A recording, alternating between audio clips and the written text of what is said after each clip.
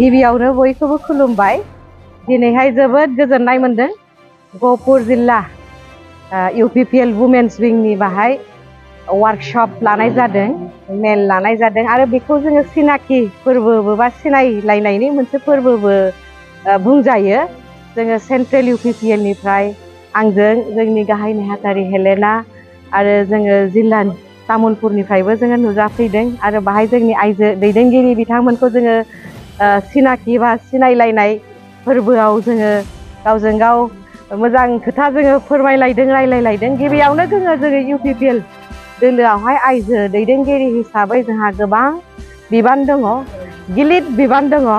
राजनिति दैदेननायावबो जोङो ओरैनो फैयाखै, जों समाज माने राजनितियाव हाबनानैनो जोङो समाज सिबिनायनि बा समाजनि थाखाय खामानि मावनो होननानैसो जोङो बयबो ओंखारलायदों आरो बाहाय गहपुरनि गोख्रों आइजो दैदेनगिरि बिथांमोनखौ नुनानै जोबोद गोजोननाय मोनदों। जोङो बाहाय दोलो हिसाबै प्रमद बर' सारनि दैदेननायाव दिनै UPPL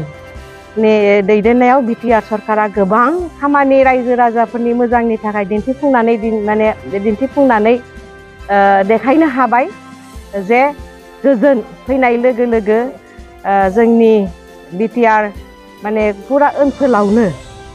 दिनैहाय जौगासारनाय गोबां आइजोफोर, आं आइजो जानानै आइजोनि खोथाखौनो बुंगोन।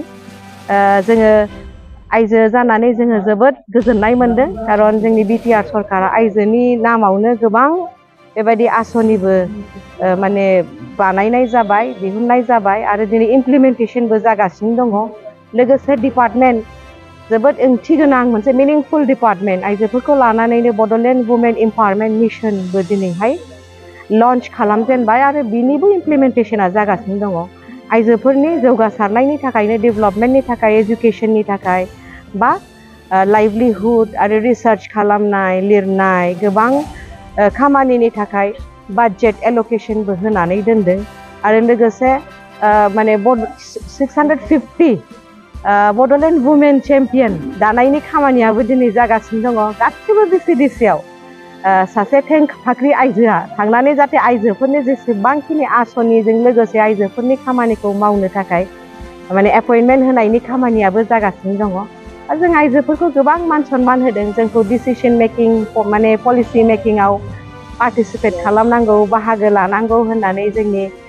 प्रमद बर' सारनि दैदेननायाव, UG ब्रह्म सारनि दैदेननायाव, रोनगोरा सारनि दैदेननायाव जोङो आवगायबोगासिनो दङ आइजोफ्रा। दिनैहाय जोङो राजनिति बिथिङाव जोबोद गोख्रों जादों UPPL हिसाबै आरो जोंनि गेजेरावहाय जोङो मोजां मोजां दैदेनगिरिबो लाबोनो हादों। दिनै गहपुरावहाय नुनानै जोबोद गोजोननाय मोनदों। बिथांमोनहा गिबि खेबनि थाखाय भट होनो थांगासिनो दङ जोंनि फैगौ बिसायख'थियाव, BTC नि बिसायख'थियाव आरो बिथांमोनहा जोबोद माने उत्साह जानानै दङ जे माला फैगोन, माला भट होगोन, माला जों UPPL खौ देरहासार खालामनो हागोन होननानै। नाथाय गुबुन दोलोफ्रा बुंगासिनो दङ UPPL दोलोनि जि आइजो गांखंबाबो पेरेन्टसनिब्लाबो जेबो खामानि मावाखै आरो BTR रेकर्ड दफा मथे जेबो खामानिखौ मावाखै होननानै। BTR दफाया दिनै जाफुंसारनायनि थाखायनो बा मावबाय थानायनि थाखायनोथ' दिनैहाय गहपुरनि नैबे ओनसोलनि मानसिफ्रा दिनैहाय भट होनो मोनगासिनो दङ आरो फैगौ समावहाय खामानिया जागासिनो दङ। दफाफ्राबो मोनफा मोनफा गासिबो जाफुंसारगासिनो दङ। जेसेबांखिनि जानांगौ बेबो गासिबो जागासिनो दङ। दिनैहाय मावफुंजागासिनो दङ। दिनै स्कुल कलेजफ्रा प्रभिन्सियेलाइज जाबाय। फरेस्ट राइट्स एक्टनि गोबांफ्रा FRC दानानै दिनै लेन्ड राइट्सखौ मोननो हाबाय आरो गोबां जोंनि इनफ्रास्ट्राक्चार डेभेलपमेन्टजों लोगोसे माने आवगोल बादि नङा, इनफ्रास्ट्राक्चारा खालि बानायबाय खिन्थु खुनु खामानि गैया। कमिउनिटि हल लुबाय, आधा लुबाय, न' लुबाय, आधा लुबाय। दानि सरकारा प्रमद बर' सारनि दैदेननायाव इनफ्रास्ट्राक्चारजों लोगोसे बेखौ जे मोजाङै बेबहार खालामनांगौ, बाहायनांगौ, बिनि खामानियाबो जागासिनो दङ आरो गोबां इनफ्रास्ट्राक्चार आवगोलाव गोदोसोनानै थाबायमोन, बेखौ मोजां बेबहार खालामनाय जाबाय। बबेबा जायगायावहाय स्टुडेन्टसफोरनि कचिं सेन्टार खालामदों, बबेबा जायगायावहाय आइजोफोरनि ट्रेनिं सेन्टार खालामदों आरो आइजोफोरनि थाखायथ' जोंनाव माइनाव सोरां बिथांखि सेल्फ हेल्प ग्रुपआवहाय मोजां आसनि ट्रेनिं होनानै लिडारशिप ट्रेनिं होदों, लाइभलिहुडनि थांनानै थानो हानायनि गोबां ट्रेनिं होदों आरो गोबां रोंगौथि जानानै जोंना आइजोफ्रा आबादावबो बिथिंबो फैदों। लोगोसे माने जोंनि गासिबो सेक्सनावनो मोजाङै खामानि मावगासिनो दङ दिन्थिफुंगासिनो दङ आरो माने बड'लेण्ड सुपार 50 आव दिनै नोंथांमोनानो नुदों माने मोजाङै गोबां गिदिर गिदिर फरिखाखौ पास जानानै सोरबा इन्जिनियाराव सुबिदा मोनदों सोरबा डक्टराव सुबिदा मोनदों सोरबा आरो माने APSC आव मोनदों इभेन UPSC आवबो प्रिलिम्सफ्रावबो मोजाङैनो पास खालामदों आरो गोबां माने मेन थांखियानो जोंहा गोजोनजों लोगोसे सुबुं सम्पद बानायनाय जोंनि एरिया बड'लेण्ड ओनसोलखौ जोंहा मोनसे मेसेज हरनांगौ जे बियो माने गोजोननि काउन्सिल होननानै सुबुं सम्पदखौ दानायजों लोगोसे इनफ्रास्ट्राक्चार डेभेलपमेन्ट गोबां आसनि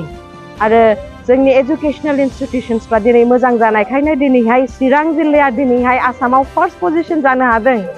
बाक्सा उदालगुरि तामुलपुराबो मोजां रिजाल्ट देखायनो हादों आरो गासिबो बिथिङावनो नोङो नाय